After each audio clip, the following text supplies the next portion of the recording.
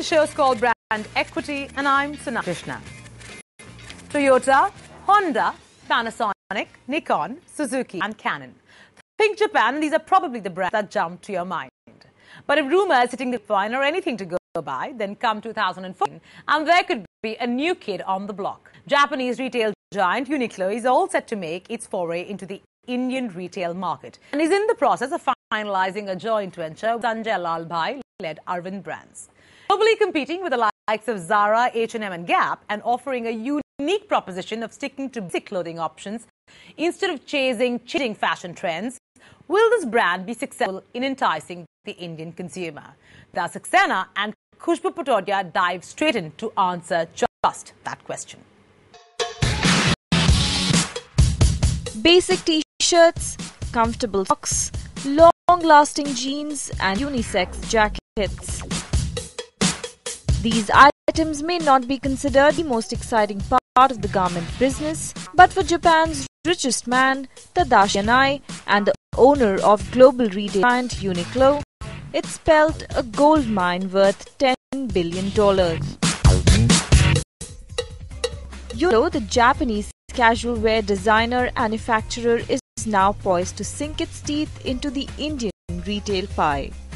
With the target of achieving $1 billion in India as early as next year, what is Uniqlo's long-due entry going to spell Indian consumers? Indian consumers, they are actually not very different from consumers maybe in Japan, in the USA, Europe. So to that extent, entry of Uniqlo in India will actually further reinforce the availability of world wear in India.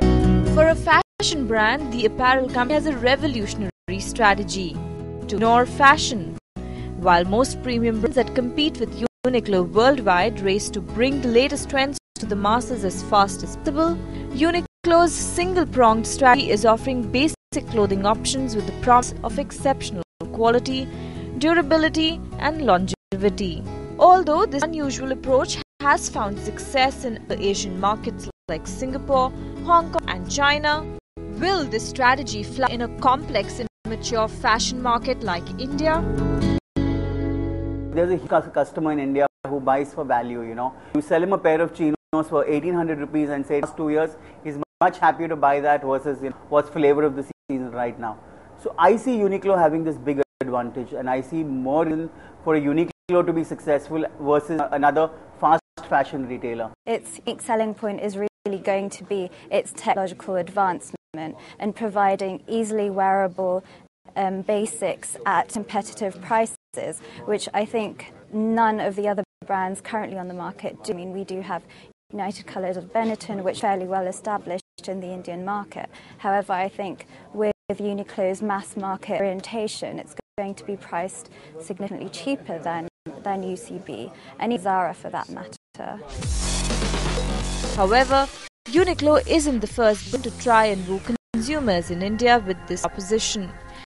UK-based apparel Marks & Spencer first entered the market in 1991 through a franchise model as a basic clothing brand, but was forced to tweak its offering to suit the insensibility. It happened with Marks & Spencer. I think they came 2 years, 2 to 3 years, struggled a lot.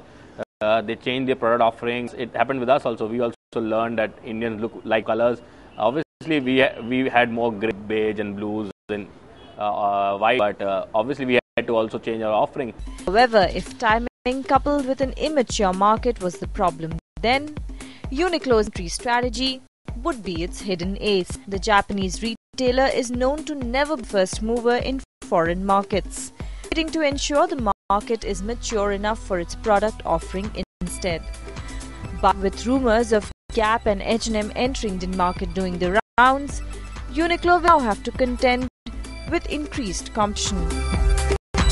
For the Indian market, we can draw parallels with the strategy Uniqlo employed for the United States. It launched these really big, glamorous flag stores in big city locations like New York's Fifth Avenue, and then used this launch point to expand into nearby locations.